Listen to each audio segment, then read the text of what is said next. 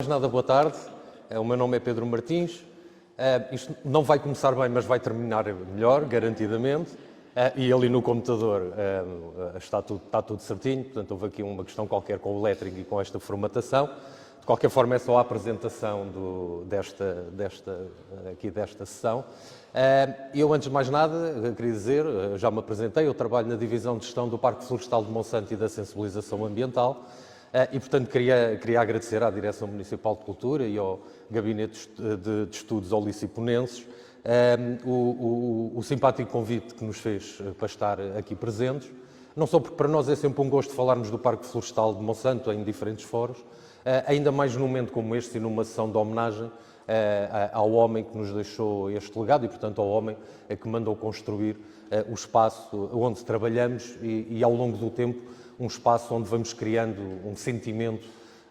com todo aquele património, cultural. Queria também agradecer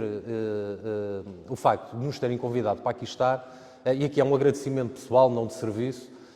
porque de facto quem trabalha no e com o Parque Florestal de Monsanto sabe que foi o engenheiro Duarte Pacheco que o mandou construir, mas eu de todo, e admito essa minha falha como lisboeta, de todo sabia ou tinha conhecimento de todo o legado que o engenheiro de facto nos deixou à cidade. E na preparação desta sessão fui, de alguma forma, entre aspas, obrigado a ir perceber quem é que de facto foi este homem, quem é que foi de facto o homem que mandou construir o Parque Florestal de Monsanto,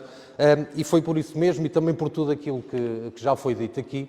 que eu escolhi uma frase para começar esta apresentação, que é o homem que também sonhou o Parque Florestal de Monsanto, porque de facto o Parque Florestal foi só uma das obras, foi só um dos feitos que deixou à cidade, para além de todo um conjunto deles, que eu me vou escusar de referir, até porque já quem me antecedeu e também quem virá falar depois de mim falará com muito mais propriedade e com muito mais conhecimento de causa daquilo que foi esse legado, mais do ponto de vista urbanístico, embora, permitam-me que tenha aqui um carinho especial por um legado mais do ponto de vista ambiental que o engenheiro Duarte Pacheco nos deixou também, porque também pelo que li, pelo que percebi, pelo que pesquisei, facilmente se conclui que nesta ideia de ordenamento, de modernização e de expansão da cidade, a questão ambiental, a questão dos espaços verdes e as suas mais-valias para a qualidade de vida dos lisboetas, era também algo que estava sempre presente e, portanto, e que de alguma forma veio depois também enquadrar aquilo que foi o Parque Florestal de Monsanto. Direi, se calhar até de uma forma ou não com muita certeza, que terá também sido influenciado pelas ideias higienistas e do urbanismo moderno, que no final, na segunda metade do século XIX, já populavam um bocadinho por essa Europa fora, mas que depois, no início do século XX, chegam também a Portugal, com aquele ato de tempo de atraso que também costumamos estar habituados. Mas relativamente ao Parque Florestal de Monsanto, permitam-me porque falar do engenheiro Duarte Pacheco e do Parque Florestal de Monsanto, de alguma forma resolve-se em 1934, quando o decreto-lei é promulgado e onde é dada então a orientação para que se dá início então à criação do parque. Permitam-me que faça aqui um bocadinho esta evolução, a evolução histórica. Uma evolução histórica que, para não vos maçar, porque também há muita literatura onde podem obter esta informação, é anterior a 1868, mas, portanto, vamos nos resumir a partir de 1868, porque, de facto, há uma série de vestígios de ocupação humana no Parque Florestal de Monsanto, bastante mais cedo, ainda na altura pré-histórica, até porque não é alheio a localização do parque e a proximidade a rios e a ribeiras, como de Alcântara, ao Rio Tejo, ao Rio do Jamor, e portanto o que permitia haver ali também uma fonte de alimento, para depois mais tarde, já na idade também dos metais, haver também vestígios dessa mesma ocupação, já uma ocupação mais relacionada com o pastoreio e com a agricultura, mas permitam-me só que volte esta imagem, que é uma imagem que mostra como de facto era o Parque Florestal de Monsanto, ou como não era, portanto, desprovido de arvoredo e, portanto, com este aspecto bastante árido, um aspecto que começa a acontecer muito no século VII, século VIII, onde, muito por base ou a quando das invasões bárbaras e também do Império Romano, que utilizavam também como ferramenta de guerra o incêndio e, portanto, que foram, de alguma forma, incendiando aquilo que havia no Parque Florestal de Monsanto, e de lá para cá, depois, ou até ao início do século, era então o aspecto que tinha. Mas, de facto, as primeiras ideias de arborização do Parque Florestal de Monsanto surgem com Carlos Ribeiro e Néry Delgado, que são os autores de um relatório acerca da arborização geral do país, que tinham como principal objetivo usar a Serra de Monsanto para fornecer lenha e madeira para a cidade de Lisboa, e também como uma ferramenta para amenizar o clima. Depois, em 1927, há também um projeto de arborização e construção, da Serra e construção de equipamentos desportivos dos irmãos Beckbride e de Forestier, para depois, em 29, através do que era então o Ministério da Agricultura, haver a criação de uma comissão para executar o projeto de arborização de Monsanto e da construção de alguns equipamentos. Na verdade, nenhum destes três projetos acabou por avançar. Eu gosto sempre de os referir porque, de alguma forma, a sua divulgação acabou certamente por depois influenciar aquilo que foi a decisão sobre a construção e os moldes de construção do Parque Florestal de Monsanto. A criação essa, portanto, que se inicia com o Decreto-Lei 24625 de 1 de novembro, portanto fizemos 90 anos, ou o Parque fez 90 anos no ano passado, portanto, de criação em 1934, e que expressa esta visão estratégica, que já foi aqui amplamente sublinhada, do engenheiro Duarte Pacheco, de ordenamento do território e de um equilíbrio entre aquilo que era o crescimento urbano e a necessidade também de haver esta preservação ecológica numa cidade que estava em crescimento, também devido a um êxodo rural que no início do século estava a ocorrer, também com o crescimento do processo de industrialização, e de facto não estava a ser acompanhada nem pela criação de espaços verdes, nem por um ordenamento urbanístico, onde a criação de espaços verdes também se integra, e portanto, e como também já aqui foi dito, logo pela primeira oradora, o que conferia à cidade uma característica ou bairros muito insalubres, sem grandes condições, onde questões relacionadas com a saúde pública estavam também colocadas em causa e, portanto, de alguma forma ainda estava tudo por fazer. Eu chego aqui um bocadinho à conclusão do estudo que fiz relativamente a estas matérias e, como se costuma dizer, o homem é o que é e também a sua circunstância. E, portanto, não tirando, obviamente, qualquer tipo de mérito àquilo que é o legado do engenheiro Duarte Pacheco, de facto, também estavam criadas as condições para que houvesse, de facto, o sonho e que esse sonho fosse, de facto, concretizável,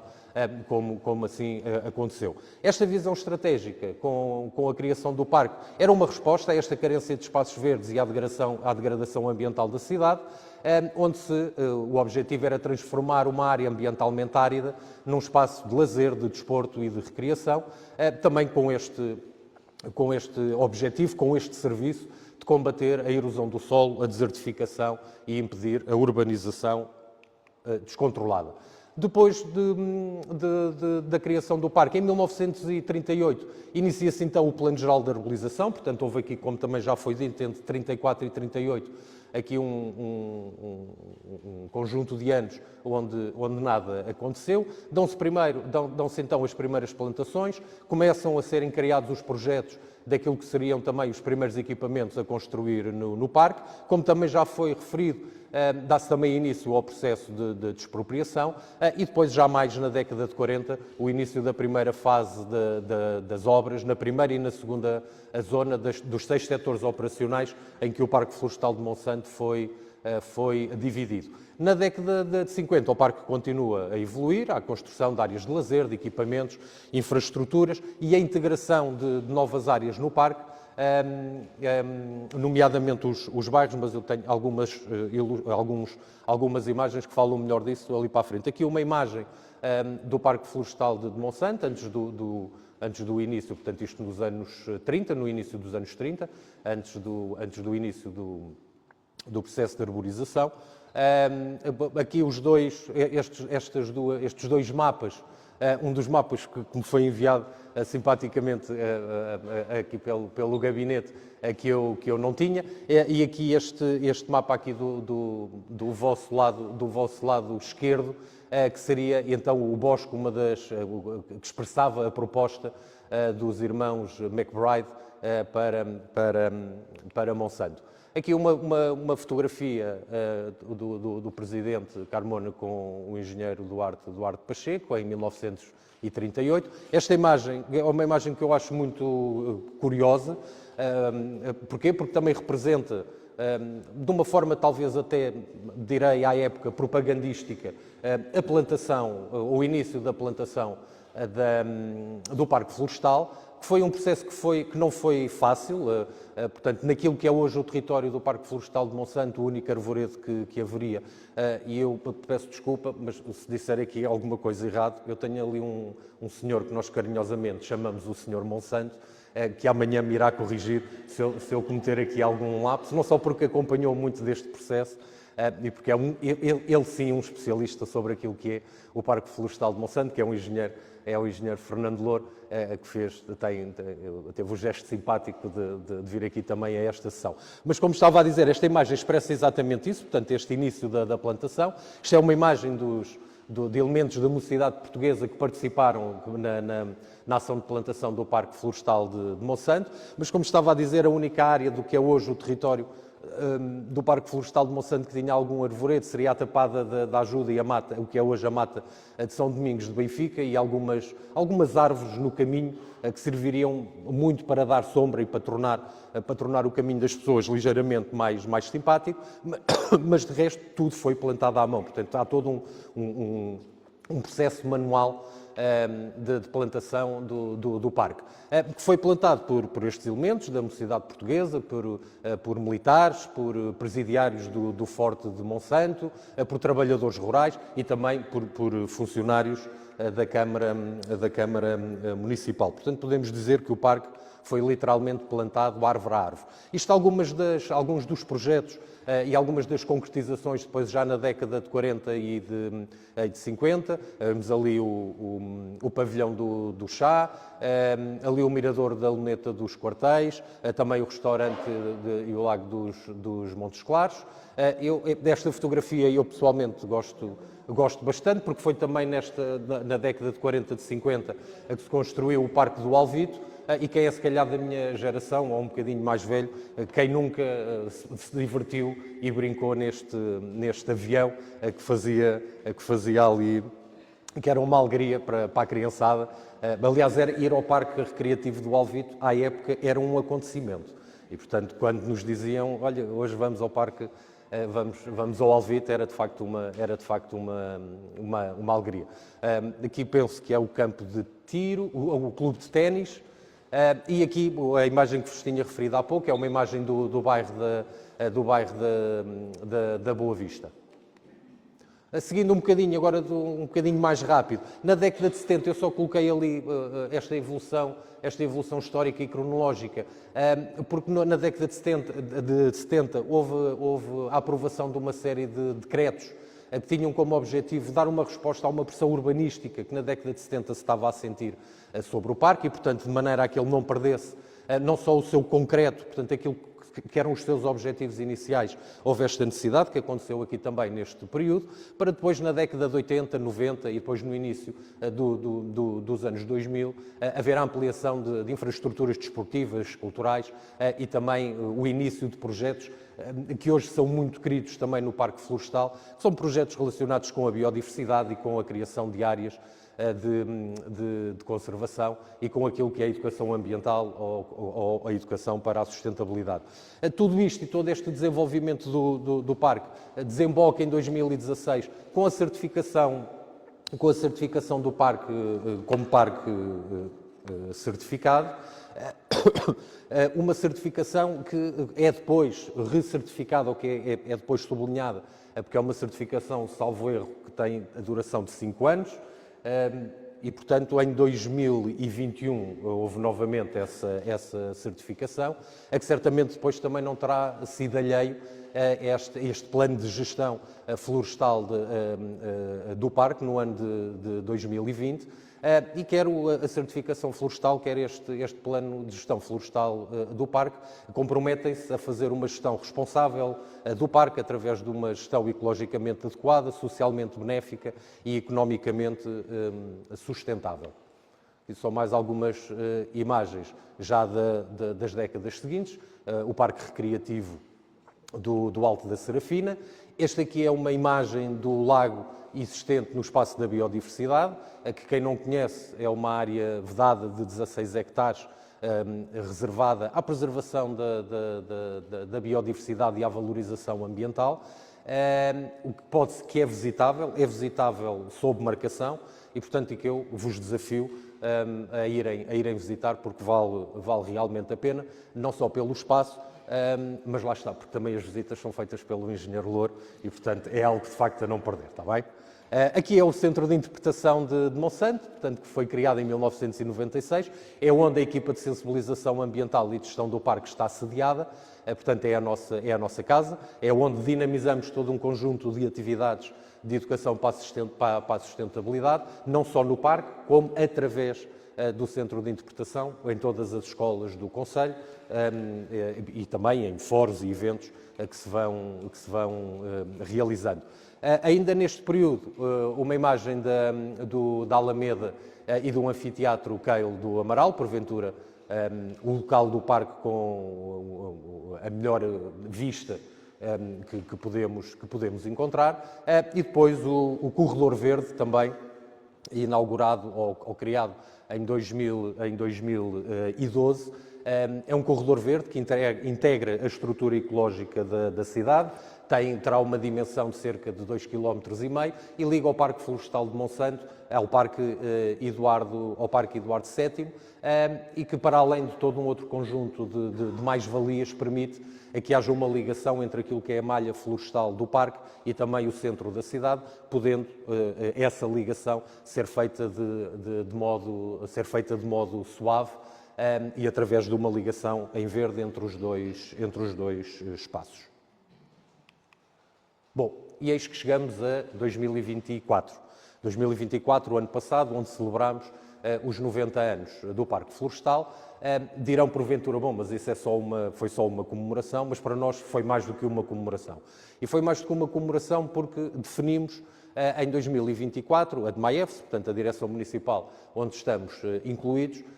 olhar para o aniversário do ano passado numa perspectiva de continuidade. Portanto, perspectivando o que é que será ou o que é que queremos que venha a ser o parque nos próximos 10 anos ou daqui a 10 anos. E por isso criámos uma estratégia que é a estratégia 90-100 anos,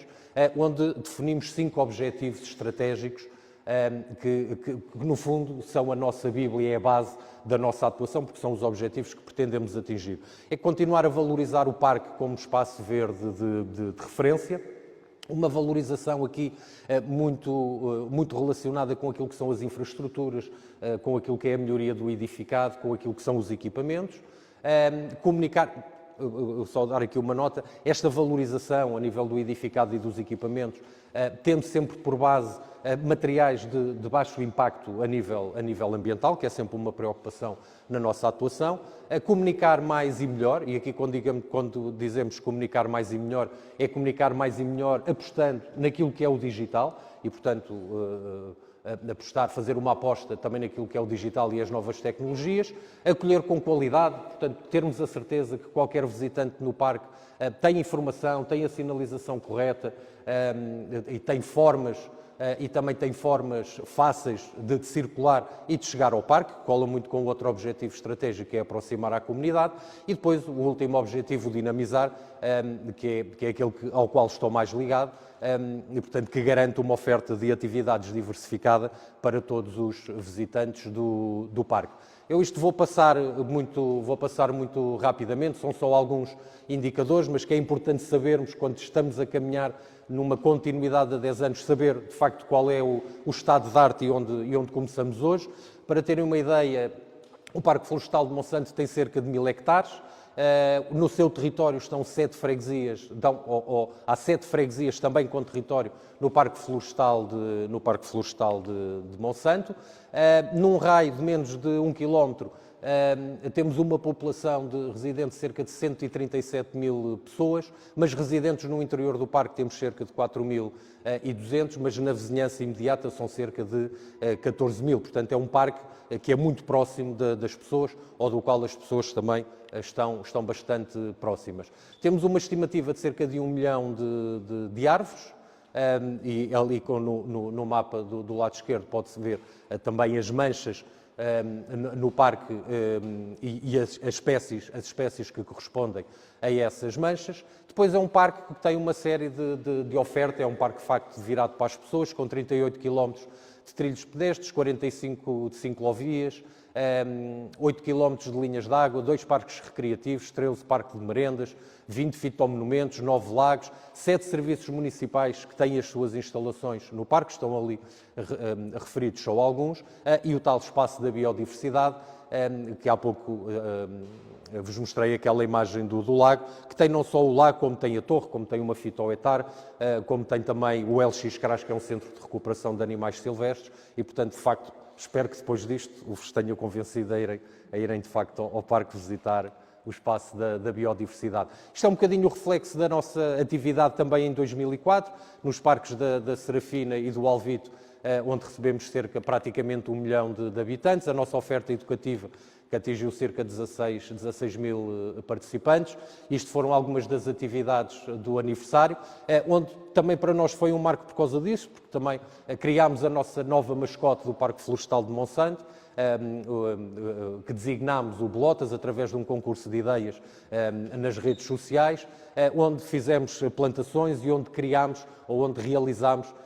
algo que queremos que venha a ser tradição no Parque anualmente e na data do aniversário, que foi a primeira estafeta ambiental do Parque Florestal de Monsanto. Okay? Isto é um slide com o número de animais que foram recolhidos e tratados pelo Centro de Recuperação de Animais Silvestres no ano passado, e depois a participação em eventos no Wonderland, no Dia da Criança,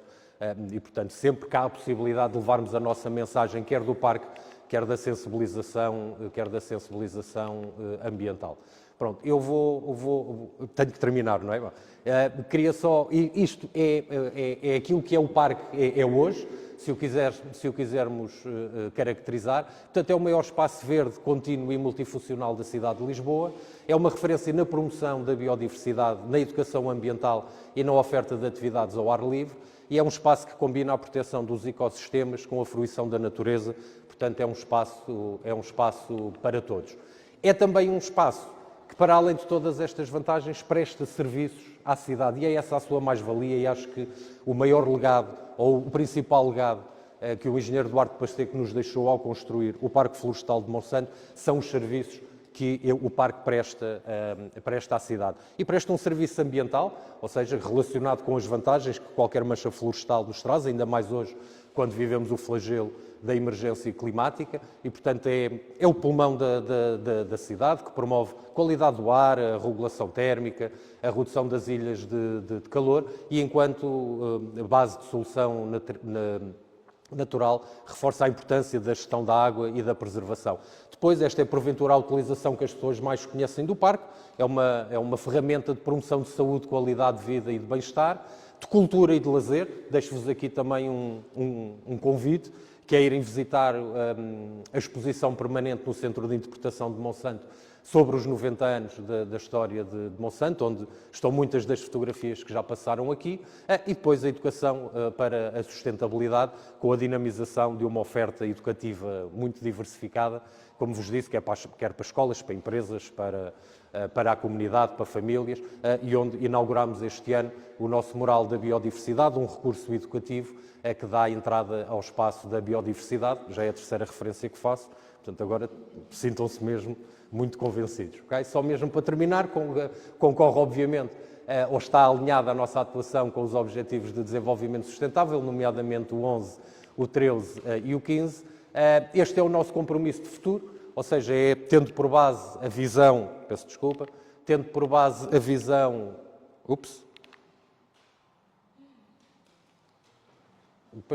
tendo por base a visão, a missão e os valores defendidos e que estão definidos pela direção municipal, portanto, continuarmos a trabalhar para que o parque seja, no futuro... Está bom, eu agora penso que consigo andar aqui. Ok. Consiga, no futuro, continuar a salvaguardar um conjunto de conceitos que para nós são essenciais, como a resiliência climática, como a literacia climática, mas eu queria só mesmo terminar com um último slide, peço desculpa, porque agora tenho que andar com eles todos para a frente, que é uma frase que de alguma forma, pode colocar, que de alguma forma expressa esta relação entre a cidade, entre o Parque Florestal de Monsanto, é mesmo o penúltimo, está bem? Pronto, já que comecei com uma frase, gostava de terminar com esta, que penso que expressa esta relação entre o engenheiro Duarte Pacheco, entre a cidade e o Parque Florestal de Monsanto, que diz: Duarte Pacheco deixou a Lisboa o legado de um equilíbrio entre o progresso e a natureza, com Monsanto como expressão maior dessa complementaridade. Portanto, da minha parte, era o que vos queria transmitir, deixando-vos o convite para, sempre que queiram, possam visitar o Parque Florestal de Monsanto, que é de facto um parque, acima de tudo, vivo, dinâmico, com uma oferta diversificada e que, acima de tudo, presta um serviço ambiental de extraordinária importância para a cidade de Lisboa, e a isso devemos ao engenheiro Duarte Pacheco. Muito obrigado.